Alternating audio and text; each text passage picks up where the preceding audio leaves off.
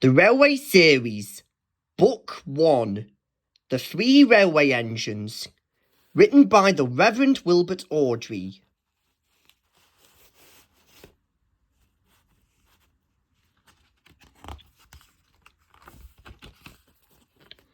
Dear friends, when The Three Railway Engines was first published in May 1945, a foreword to it was probably not considered. Within 6 months, however, it became clear that the book wasn't going to be the slight affair that had perhaps been expected. 25 books were to follow, all of them with forewords, in a sequence that became known as the Railway Series. And yet, despite numerous reprintings, the little book which started the wheels turning remained without a preface. Now, for this new edition, more than 50 years later, a foreword is thought appropriate. I feel very privileged, not only to have been asked to write it, but to have the chance to dedicate the book's stories to the memory of my father, their creator. Edward's Day Out. Once upon a time, there was a little engine called Edward. He lived in a shed with 5 other engines. They were all bigger than Edward and boasted about it.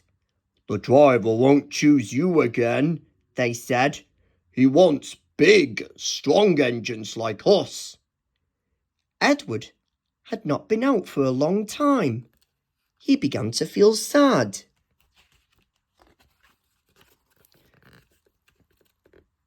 Just then, the driver and fireman came along to start work. The driver looked at Edward. "Why are you sad?" he asked. "Would you like to come out today?" "Yes, please," said Edward. So the fireman lit the fire and made a nice lot of steam. Then the driver pulled the lever and Edward puffed away. "Peep, peep," he whistled. "Look at me now." The others were very cross at being left behind.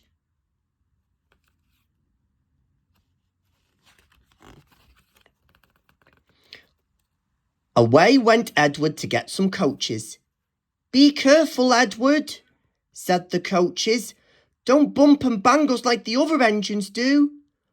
So Edward came up to the coaches very, very gently, and the shunter fastened the coupling. "Thank you, Edward," said the coaches. "That was kind. We are glad you are taking us today."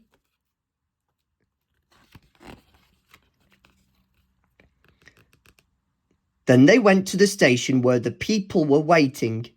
"Peep, peep," whistled Edward. "Get in quickly, please." So the people got in quickly and Edward waited, happily for the guard to blow his whistle and wave his green flag. He waited and waited. There was no whistle, no green flag. "Peep, peep, peep, peep. Where is that guard?" Edward was getting anxious.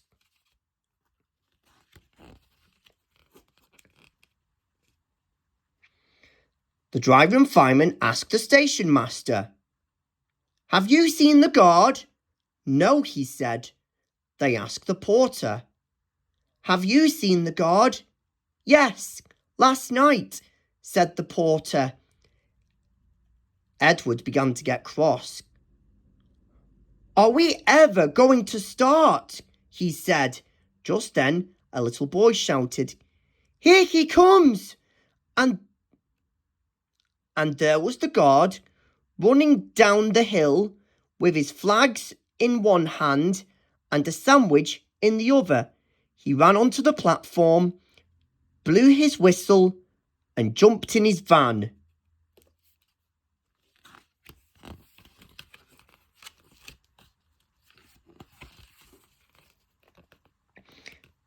Edward puffed off. He did He did have a happy day. All the children ran to wave as he went past, and he met old friends at all the stations.